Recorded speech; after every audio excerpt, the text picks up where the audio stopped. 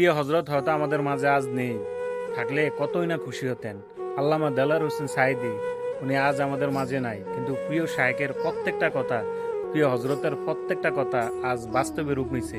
ইসলামী ছাত্র শিবির কি? অবশ্যই আপনারা এই ভিডিওটা ধৈর্য সহকারে দেখুন এবং বুঝতে পারবেন।